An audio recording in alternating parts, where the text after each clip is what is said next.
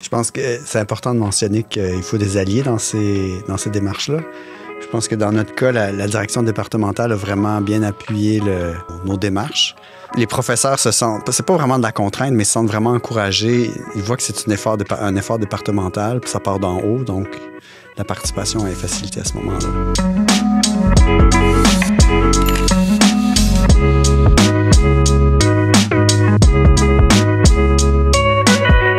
Dans cet épisode de Convergence, ensemble vers l'approche programme, j'accueille 3 directions de programme de la Faculté des sciences et de génie de l'Université Laval.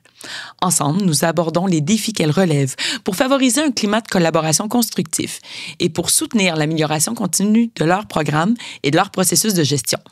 Nous explorons comment leur leadership stratégique et mobilisateur contribue à la conduite du changement ainsi qu'à la responsabilité partagée du bon fonctionnement des programmes d'études.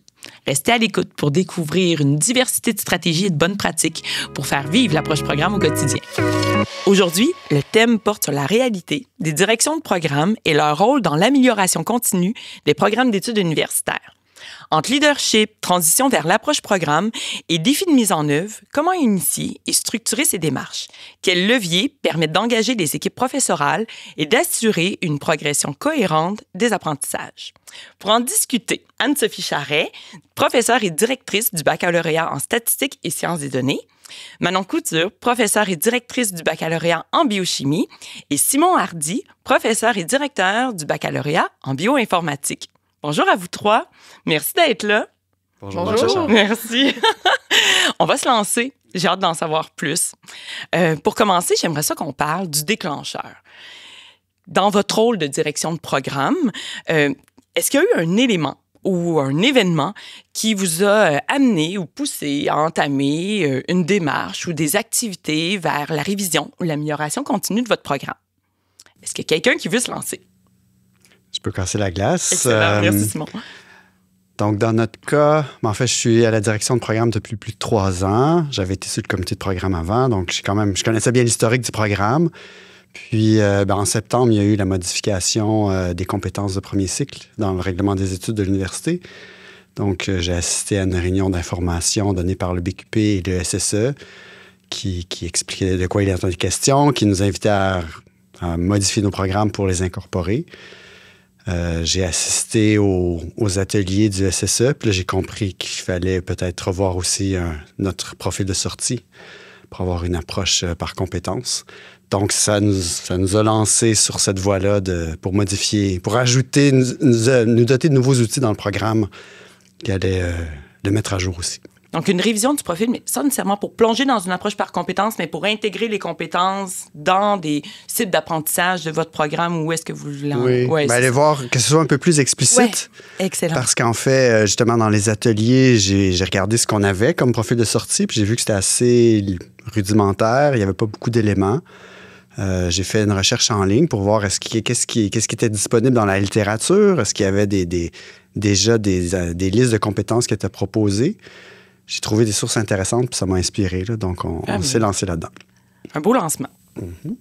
Et Manon? Oui, je peux continuer. Oui. Nous, en fait, c'est suite à la dernière évaluation du programme du baccalauréat en biochimie. Donc, on a terminé le processus en 2022.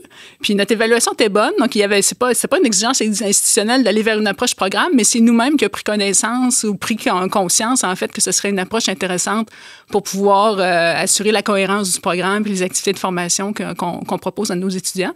Donc, on avait mis ça dans notre plan d'action du doyen qu'on allait se diriger vers cette approche-là. Puis, donc, depuis 3 ans maintenant, donc, on travaille à mettre ça en place tranquillement, une approche par compétence. Puis, donc, on a impliqué tous les professeurs là-dedans. Puis, dans une perspective, en fait, de toujours amélioration continue des programmes et de ne pas le faire seulement aux 10 ans là, quand on fait l'évaluation formelle de nos programmes. Excellent. Une belle démarche en équipe, en fait, où tout le monde est investi. Oui. On va en reparler. Merci, Manon. Anne-Sophie?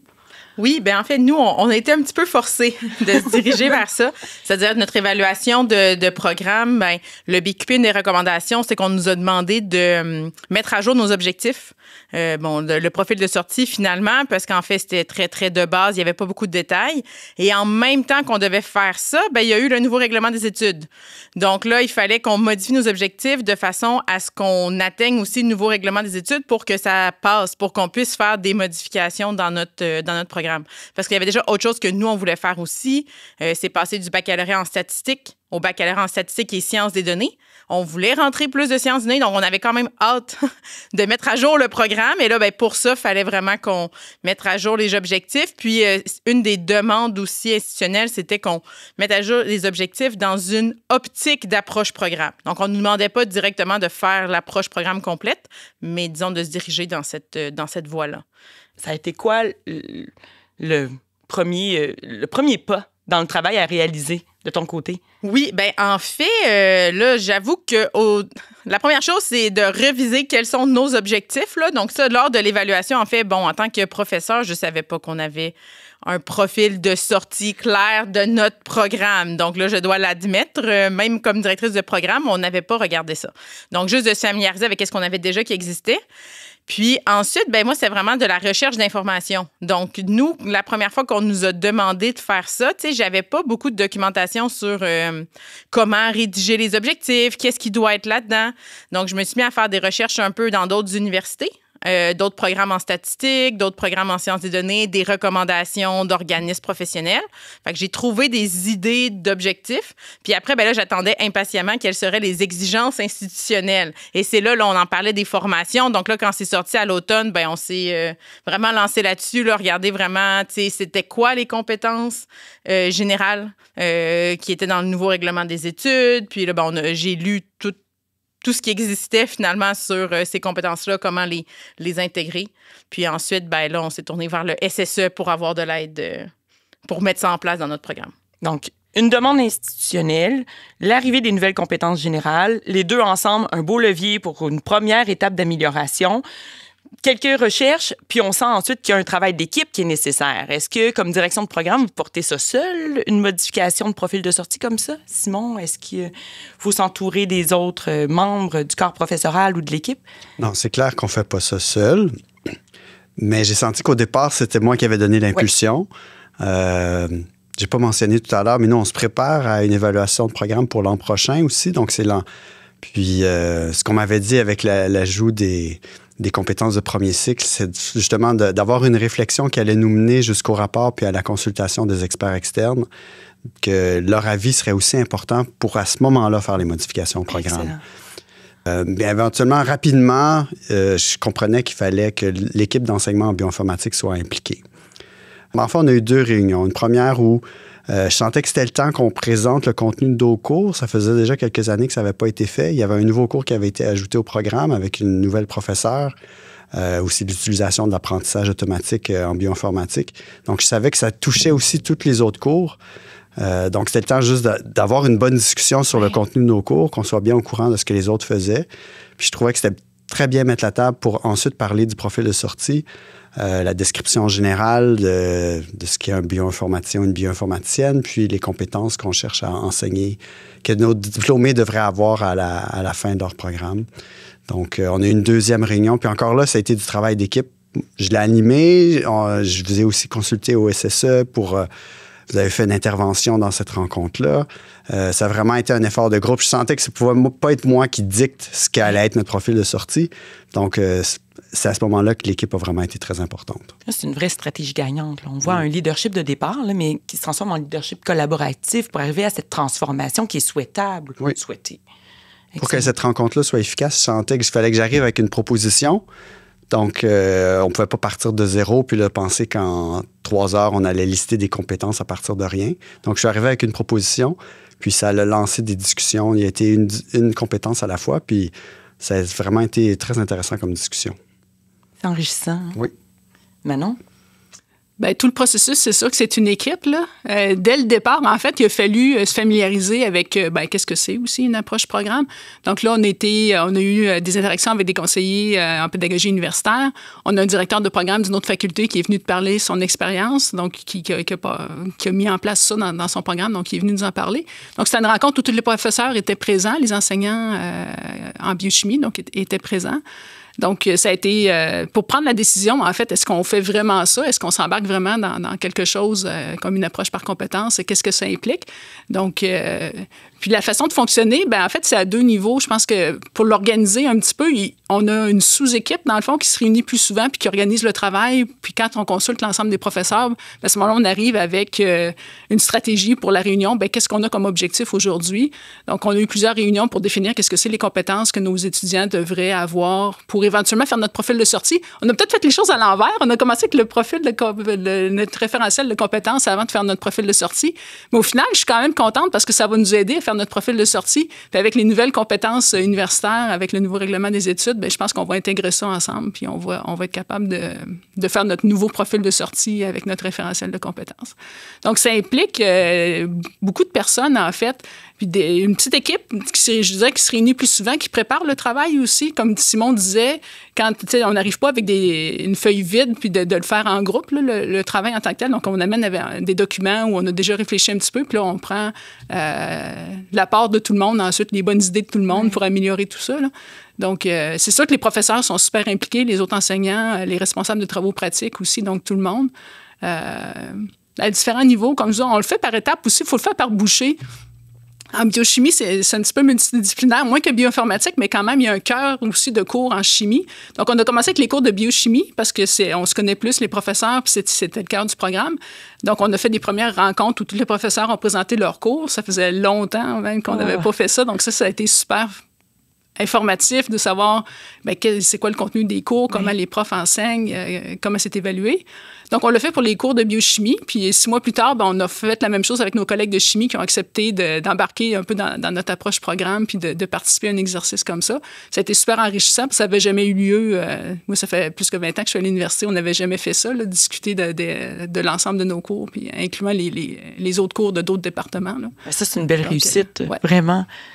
Dans cette stratégie de petites bouchées, petits pas, on y retire quoi? En quoi c'est utile d'y aller par petites bouchées? Pas trop de travail? Ou on dose le travail? On dose le travail, ouais. Surtout parce que je pense qu'il faut y aller par étapes, au rythme que les professeurs aussi, que tout le monde est capable de l'absorber. Ouais. Donc, ça ne sert à rien de faire des réunions aux 2 semaines où, à un moment donné, on va s'épuiser. Ouais. Donc, comme vous dites, on prépare le travail, puis on avance là-dedans, puis on y va par partie. Comme je vous disais, on a divisé les cours cœur, les autres cours de d'autres départements. Ça nous a aidé un peu à... Puis ce qui nous a aidé beaucoup, c'est que nous, on avait trouvé un référentiel de compétences d'une association américaine qui avait réuni des professeurs puis des gens du secteur privé qui avaient déjà fait un gros travail de bâtir un référentiel de compétences. Puis ils font aussi l'agrément des programmes aux États-Unis basés là-dessus. Fait que on avait trouvé ce document-là. En fait, je devrais dire, c'est pas moi qui ai commencé l'approche programme en biochimie, c'est Michel Gartin qui était directeur de programme à ce moment-là. Puis, donc, on avait trouvé ce référentiel de compétences-là, puis ça nous a servi de base. Donc, je pense qu'on n'aurait pas embarqué dans une approche vraiment programme, avec une approche par compétence, si on n'avait pas déjà eu un document à la base là, qui nous a aidé beaucoup. Donc, on l'a traduit, puis on l'a adapté. On a fait des rencontres avec tous les professeurs, puis on a tout regardé les objectifs un par un, puis on s'est entendu sur quelles sont les compétences que nos diplômés devraient avoir. Donc, ça a été un gros travail, mais on avait déjà un document de base qui nous aidait à commencer dans cette approche-là. Fait que ça a été beaucoup aidant. Donc, il n'y a pas de modèle. Hein. On se rend compte qu'il y en a plein. En fait, il n'y a pas de recette standardisée pour faire de l'approche programme. Ça peut être dans une approche par compétence. On peut aussi travailler le profil de sortie et voir ensuite vers où ça va nous mener. Est-ce que votre perception du travail initial ou de la charge de travail avant de commencer toutes ces démarches dans la révision de votre programme et votre perception actuelle, ça a changé? Est-ce que ça a évolué? Bien, moi, je dirais peut-être quand j'ai commencé à consulter les documents, c'était début octobre, là, les documents étaient disponibles. Puis là, on nous expliquait comment faire pour faire l'évaluation du programme. Ça impliquait beaucoup de réunions avec beaucoup de professeurs. Et puis là, comme je vous dis, nous, on voulait faire des changements rapides. Là, mon baccalauréat a changé de nom pour l'automne prochain, il fallait que fin décembre, tout soit organisé pour que ça passe au conseil facultaire et tout ça. Donc là, moi, au début, ça m'apparaissait quasi insurmontable là, quand j'ai vu ça, qu'est-ce qui était proposé. Disons, nous, on a fait une version un petit peu plus simplifiée. Il y a eu beaucoup de rencontres informelles, en fait. Donc là, je commençais à travailler sur quelque chose, j'en parlais à 2-3 collègues. Puis là, on a jasé de telles compétences, on y pensait comme ça, moi, je pense à ça, qu'est-ce que toi, t'en penses? Puis là, le lendemain, j'allais voir l'autre prof, puis bon, là, avec tel prof, on a jasé un peu des compétences, qu'est-ce que toi, t'en penses? Parce que là, ça marchait pas de réussir à avoir des rencontres tout le temps. Puis, en fait, c'est intéressant, je pense aussi, ça force tout le monde... Bon, des fois, dans nos rencontres, il y en a qui parlent plus que d'autres. Là, c'est intéressant que j'allais voir quelqu'un, il me parlait, là, il me donnait son opinion. Puis il y a des gens qui étaient plus intéressés que d'autres, peut-être. D'autres, tu sais, qui sont ici depuis plus longtemps. Ils ont des visions historiques sur le programme. Donc, tu sais, chacun m'amenait des choses intéressantes. Puis, fait que j'ai comme construit de façon moins formelle un peu le profil de sortie de cette façon-là. Puis au final, ensuite, c'est qu'on a eu une ébauche pas mal de notre profil de sortie que là, on l'a envoyé à vraiment tous les professeurs dans notre... on n'est pas beaucoup non plus là, au programme, mais là, tout le monde a donné son avis puis on a fait des améliorations, mais j'ai pas suivi toutes les étapes proposées à cause du manque de temps. C'est avec nous, on n'a pas eu des grandes rencontres où est-ce qu'on présente nos cours. Bon... Il y a des cours, en fait, que, tu sais, il y a plus qu'un prof qui enseigne les mêmes cours, là, peut-être par rapport à d'autres départements. Tu sais, j'ai quand même enseigné plusieurs des cours de bac. Il y en a que j'ai enseigné, que j'enseigne plus. Donc, on connaît peut-être un petit peu aussi déjà les cours de nos collègues. Puis on avait travaillé il y a un bout de temps sur des espèces de plans de cours cadres qu'on appelait, on essayait de se faire une espèce de liste là, quand quelqu'un va arriver puis va donner le cours. On veut pas juste la petite description capsule, mais un peu plus de détails. Donc, on avait déjà eu un petit peu de travail sur ça, mais on n'a pas eu là, on n'a pas suivi exactement le même procédé. Mais je pense que ça nous a quand même mené à un résultat intéressant. Mais on est vraiment au tout début aussi. Là, on n'a pas un référentiel de compétences là, comme vous avez. Là. Puis on comprend que c'est pas non plus nécessaire dans tous les programmes d'aller vers de l'approche par compétences ou d'avoir un tel référentiel, puis de tirer profit d'une démarche qui se veut flexible dans ce cas-ci. Mais c'est intéressant de voir le cheminement qui a été parcouru en peu de temps, là, parce que déposer tout ça pour faire un changement de nom effectif pour l'automne prochain, c'est quand même pas rien, là. Bien, je pense que tout le monde était motivé à voir les changements dans le programme parce que ça faisait un bout de temps qu'on voulait les faire. Donc, tout le monde était disponible là, quand je voulais leur parler. Au SSE aussi, on a été chanceux. Là, on a eu l'aide exactement qu'on en avait besoin. Ouais. Oui, c'est ça. Non, j'étais un peu stressée début octobre, puis finalement, je voyais que ça avançait, là, puis ça a bien été, disons. Puis si on est dans les perspectives comme où tout le monde parle de son cours, ou on est dans un mode d'échange, est-ce qu'on crée de l'ouverture aussi envers un changement ou une révision de notre programme? Oui, tout à fait. Oui. Justement, avec l'inclusion d'un nouveau cours, donc il y a une présentation qu'on voyait pour la première fois, des nouvelles compétences qui peuvent être mises à profit dans d'autres cours. Il y avait vraiment eu des échanges intéressants. Puis même penser aux compétences du profil de sortie. Moi, j'ai eu du retour après la réunion, des profs qui m'ont dit que ça les avait fait réfléchir sur leur propre cours, puis peut-être inclure des nouveaux éléments dans leur cours. Donc, ça a été vraiment très positif. Dans notre cas, on n'a pas pu avoir tant de discussions informelles que ça. On est dans nos bureaux sont dans différents pavillons. Donc, les discussions ad hoc ne sont pas vraiment possibles. Mais j'ai senti vraiment une belle disponibilité des professeurs pour le faire. Puis, tout le monde est arrivé préparé. En fait, j'avais fourni même des questions au départ pour c'était quoi les attentes par rapport au contenu qu'ils devaient présenter. Donc, ça s'est vraiment très, très bien passé. En fait, même, on a manqué de temps pour la première réunion. Il a fallu déborder sur la deuxième. Donc, c'est chouette, hein, ça. Quand on suscite là, la communication, quand on suscite l'intérêt, c'est fabuleux.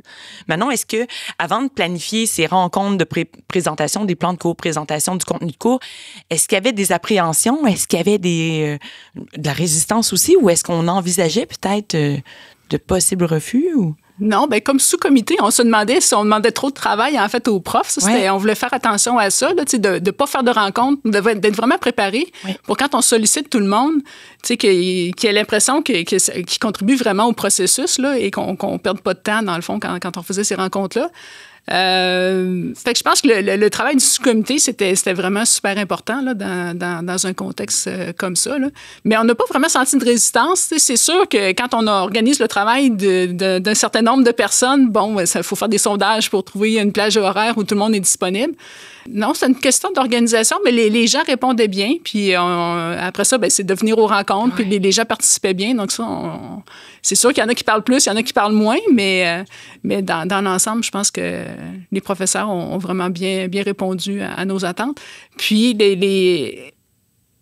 en fait, dans le département, on a 3 programmes. Donc, on avait aussi des professeurs d'autres qui n'étaient pas directement impliqués dans le programme de biochimie, mais qui voulaient être au courant aussi du processus, puis de mieux connaître aussi l'autre programme voisin dans le même département. Donc, ils sont venus à plusieurs de nos rencontres. Ça aussi, c'était super intéressant. Puis, ça apportait encore une perspective un petit peu plus élargie. Très enrichissante, qu'on avait. Oui. Ouais. Puis, ça donne possiblement le goût aussi à d'autres programmes d'embarquer. De faire la même chose, c'est ça. Oui. Est-ce qu'il y en a des défis? Est-ce que vous considérez qu'il y a des aspects complexes à réviser un programme, miser sur l'amélioration continue ou adopter un premier pas vers l'approche programme? Bien, moi, ce que je dirais, c'est la mise en œuvre. Donc, dans notre profil de sortie, nos compétences, on a intégré des compétences qui ne sont pas nécessairement assignées à un cours spécifique. Donc, qui sont supposées se développer sur plusieurs cours. Et là, ça, ce n'est pas une habitude qu'on avait nécessairement. Il y a quelques petites choses, évidemment, que tout le monde fait un petit peu.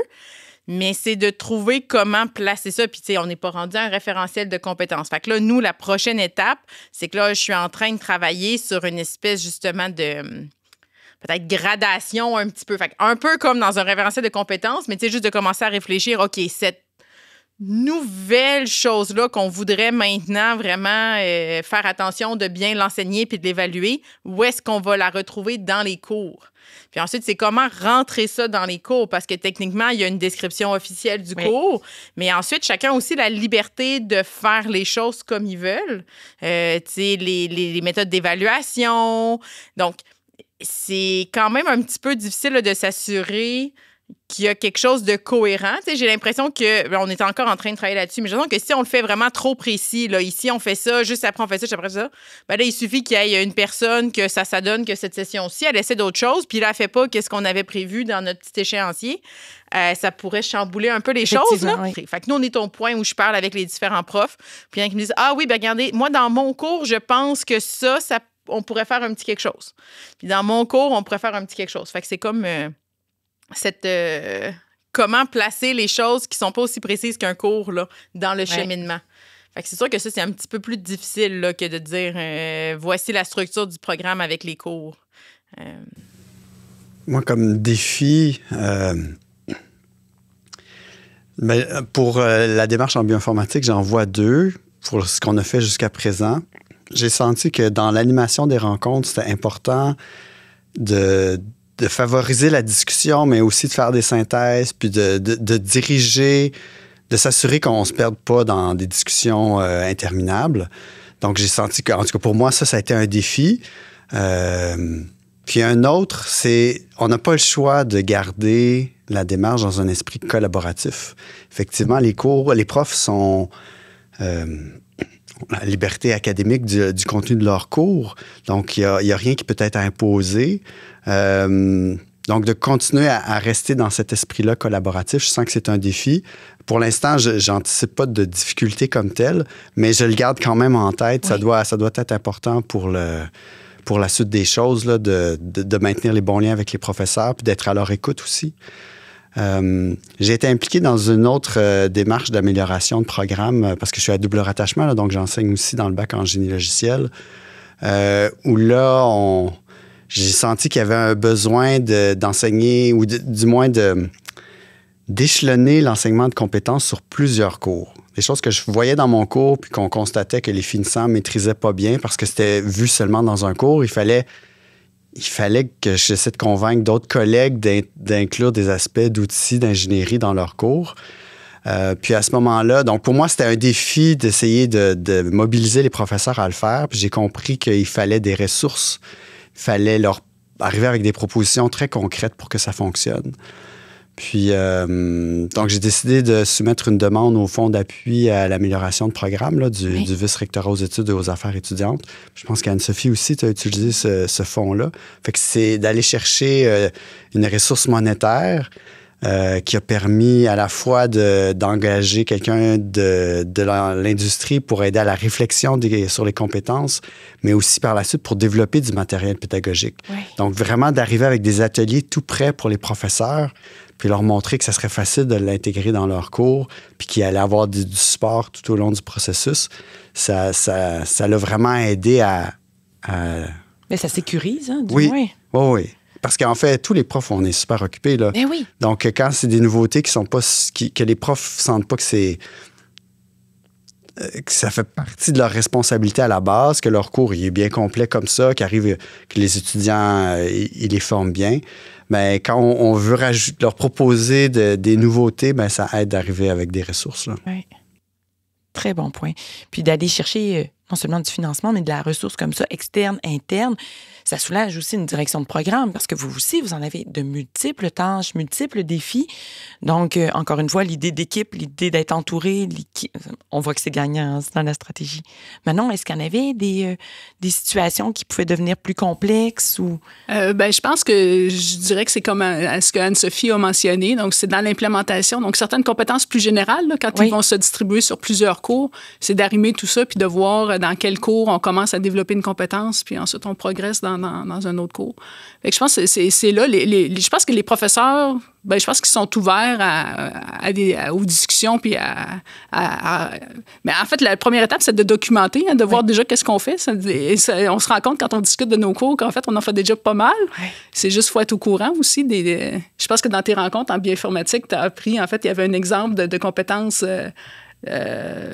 l'aspect multiculturel, international qui était développé dans un cours. Donc, Simon ne le savait pas, il l'a appris pendant cette rencontre-là. Ouais. Fait que je pense que c'est la première étape. Puis ensuite, quand on sent qu'on a besoin d'aller un petit peu plus loin, c'est là qu'il va falloir discuter peut-être plus précisément avec certains professeurs. Puis il y en a qui sont plus ouverts que d'autres. Donc, on peut commencer la théorie des petits pas. Hein, avec les volontaires d'abord. Ouais, des fois, ça donne le goût aussi. Ouais. Ça démocratise, donc ça rend le tout plus accessible également. On parle parfois là, de faire des liens entre les cours. On se rattache finalement toujours à notre profil de sortie quand on fait ces liens-là puis qu'on nourrit le fil conducteur. Est-ce qu'au départ, vos équipes comprenaient bien ce qu'était un profil de sortie ou ce qui était exigé dans ce qu'est un profil de sortie? Je pense pas parce que même moi, je n'étais pas très familier avec le concept comme tel. Au départ, je pensais qu'une approche programme, c'était pas vraiment possible en bioinformatique en raison, comme le programme est complètement éclaté. Ouais. Mais donc, comme je mentionnais au début, les obligations institutionnelles, ou du moins, enfin, on a 3 ans pour inclure les compétences de premier cycle, ça m'a amené à consulter les ressources, puis à apprendre ce que c'est que le profil de sortie. Donc, assister aux ateliers. Il y a des documents qui sont vraiment très pertinents sur le site enseigner.ulaval.ca. Donc, en fait, j'ai pu apprendre rapidement. Puis ça m'a beaucoup stimulé aussi pour notre programme à ce moment-là, de voir les possibilités. Qu'est-ce que ça pouvait apporter?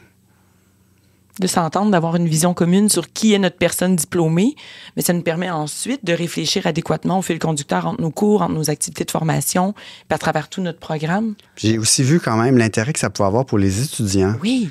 Dans le fond, quand les étudiants peuvent consulter le profil de sortie, quand dans les séances d'accueil, on peut, les nouveaux étudiants, on va pouvoir leur en parler, puis dire c'est ça que vous allez voir pendant votre bac.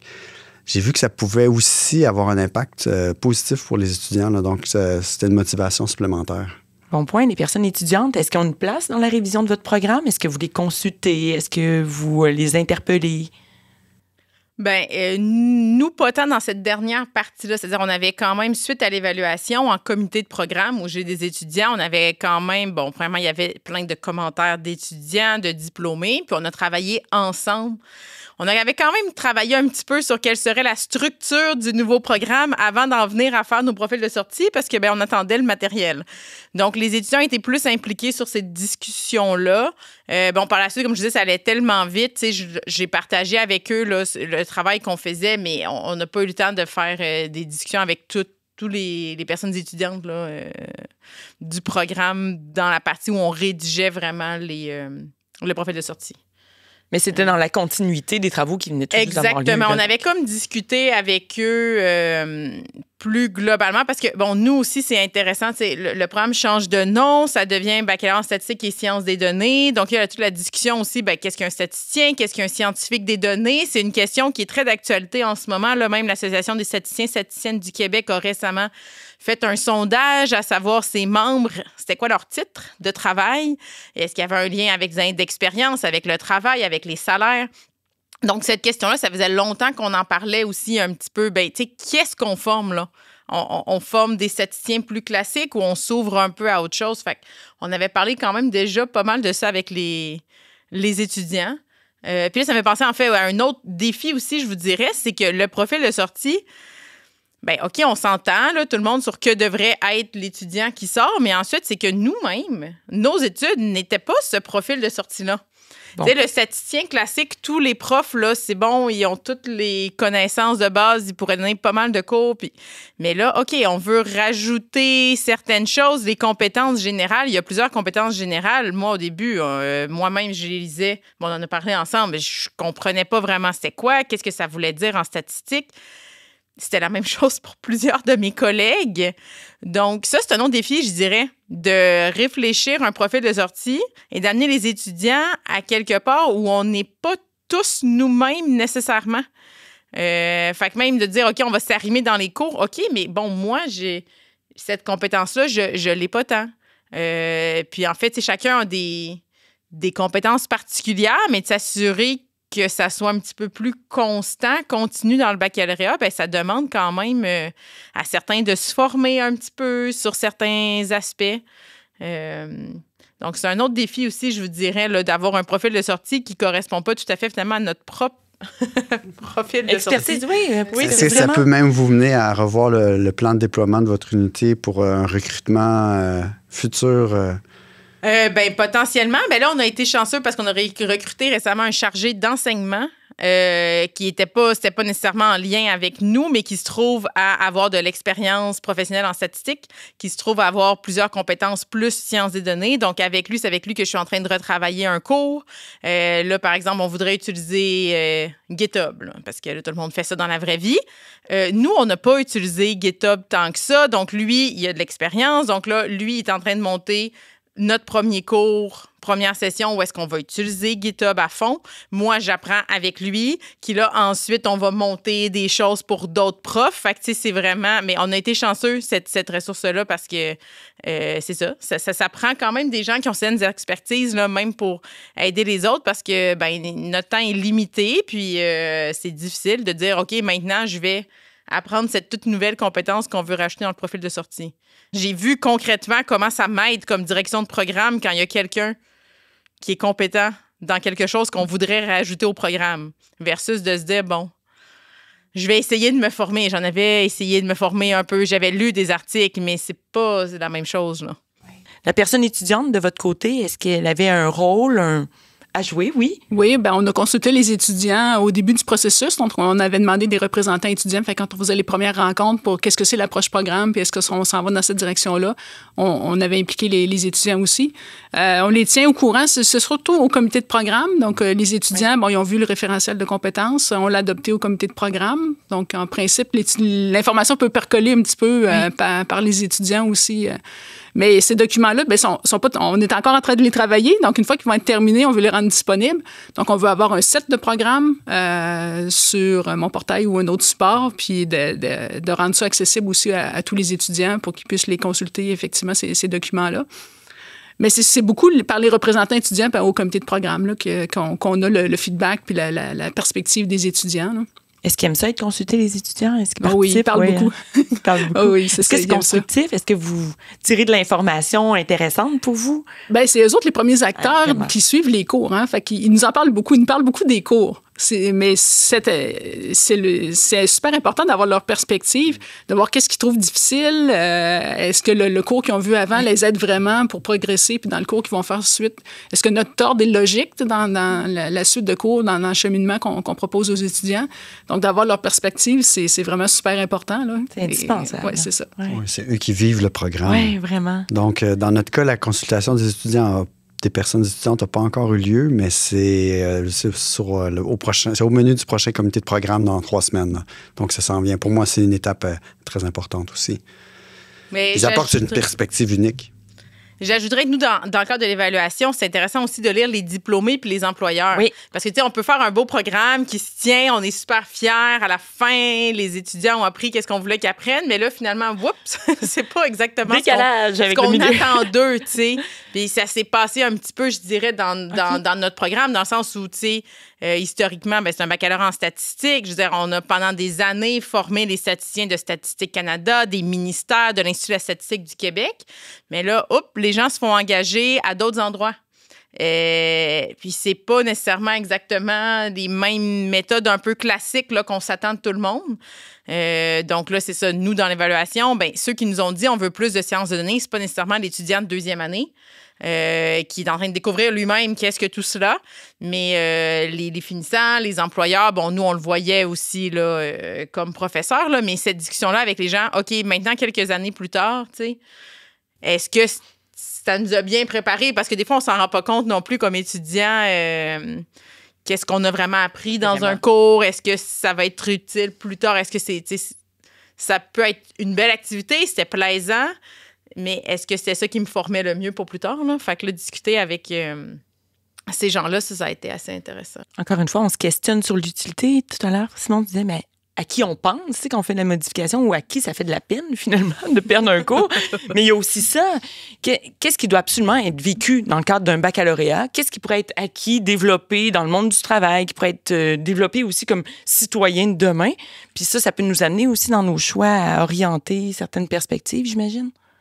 C'est sûr qu'on a toujours des choix à faire, hein, parce que les disciplines évoluent, puis en fait, j'ai l'impression qu'il y en a toujours de plus en plus. Fait qu'à un moment donné, il faut faire ces choix-là, et c'est pas facile, mais effectivement, on essaie de faire collectivement ces réflexions-là pour... Il faut que ce soit collectif, parce qu'évidemment, comme personne...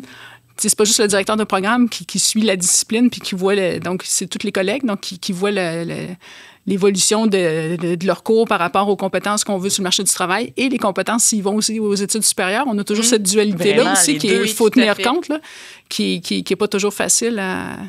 faut avoir une perspective où on essaie de trouver un juste milieu là, dans tout ça. Oui. Je pense qu'on a tous des bacs de 3 ans aussi. Oui, c'est ça, on n'a pas 4 ans. C'est une autre limite, là, les exigences institutionnelles.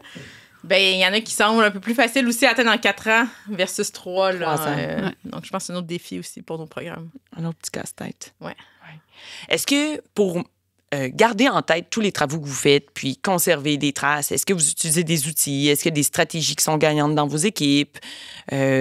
Il était question tantôt d'un site programme. Oui, on a la vision étudiante du site programme. Est-ce qu'on a aussi la perspective équipe, membre du corps professoral, pour garder des traces, documenter ces changements-là? Oui, nous, on était accompagnés par des conseillères de la faculté, là, des conseillères en pédagogie universitaire. Ils se sont occupés de ce volet-là. Donc, sur mon portail, on a un site pour, on appelle ça notre... En fait, on n'a pas vraiment un nom formel, là, mais c'est l'approche programme, dans le fond, en biochimie. Puis on a mis tous nos documents, donc tous les PowerPoint qu'on a présentés, tous les documents, notre référentiel de compétences, mais les documents de travail qu'on avait aussi, toutes les rencontres qu'on a eues qui étaient là. Donc, c'est tout documenté. Donc, quelqu'un, en fait, on engage un nouveau professeur qui doit embarquer dans le chemin, dans le train pendant qu'il avance. Donc, peut déjà tout consulter ces documents-là aussi pour voir le travail qui a été fait. Donc, ça, c'est important de documenter pour pas perdre de temps non plus en tenant des réunions puis en oubliant de quoi on avait discuté, là. Donc, ça, c'est super important. J'aime ça, l'idée dans la stratégie d'intégration de nouveaux profs, nouveaux chargés d'enseignement, chargés de cours, qu'il y a un site qui puisse être consulté, en fait, quand on se questionne sur où est mon cours, qu'est-ce qui précède, qu'est-ce qui suit, pourquoi cette décision-là. Est-ce que de votre côté, vous en avez des outils, des stratégies? Pas pour le moment. Pas pour le moment. À venir. Ouais. Mais il y a quand même le document de profil de sortie qui a été travaillé, j'imagine. Oui, mais c'est sûr que c'est un document Word qui va être partagé aussi au comité de programme bientôt. Mais... Puis après la réunion, je l'ai fait circuler avec les professeurs, auprès des professeurs pour qu'ils me disent s'ils étaient en accord avec la formulation finale, tout ça. Mais au-delà de ça, on n'a pas d'autres outils pour l'instant. À suivre. Oui. Ben nous, c'est ça, il y a une partie du processus qui était avant les changements où est-ce que, on réfléchissait à l'intégration de la science des données. Il y a eu un comité, en fait, à la FSG de réflexion. Bon, je me souviens plus du titre exact, là, mais grosso modo, un comité de réflexion sur est-ce qu'on devrait faire un nouveau programme en sciences des données. Donc là, on a plein de documentation là, de ces rencontres-là. Puis on a un rapport à la fin qui explique notre vision de la statistique, la science des données, pourquoi, enfin, on a choisi de ne pas faire un nouveau programme, mais plutôt de l'intégrer. Fait qu'il y a cette information-là, là, le pourquoi. Parce que, moi, en tout cas, quand je suis devenue directrice de programme, j'ai pas eu un gros document avec tout le pourquoi de où est-ce qu'on en est, où est-ce qu'on est maintenant. Donc, des fois, on a des collègues, on leur pose des questions, là. Ceux qui sont là depuis longtemps, ce cours-là, est-ce qu'il est là depuis le début? Pourquoi on a décidé de faire ça comme ça? Mais, tu sais, c'est pas toujours des choses qui sont bien documentées.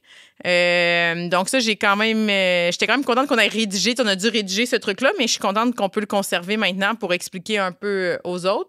Puis après, moi, j'ai essayé de prendre mes notes personnelles, mais j'avoue que c'est peut-être pas aussi formellement explicite là, pour la prochaine personne. C'est pourquoi on a rédigé comme on les a rédigés, les profils de sortie. Il y a quand même eu quelques choix à faire qui sont en partie documentés, en partie moins documentés.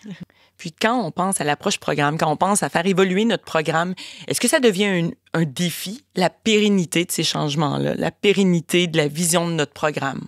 Si oui, on résout ça comment?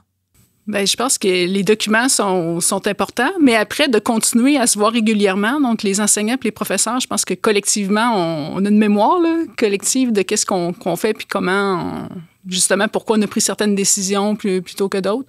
Fait que je pense qu'il faut beaucoup se parler. Puis je pense que c'est ça, la plus-value, une des plus-values qui est super importante d'une approche plus programme ou quand on parle de notre profil de sortie collectivement, c'est justement toutes ces discussions-là qu'on a qui sont super enrichissantes pour tout le monde, puis on avance mieux puis de cette façon-là. Fait que je pense qu'il faut que les gens continuent à se parler beaucoup pour être toujours un peu dans cette mode-là. Le mode, on améliore toujours de façon continue notre programme. Excellent, vraiment.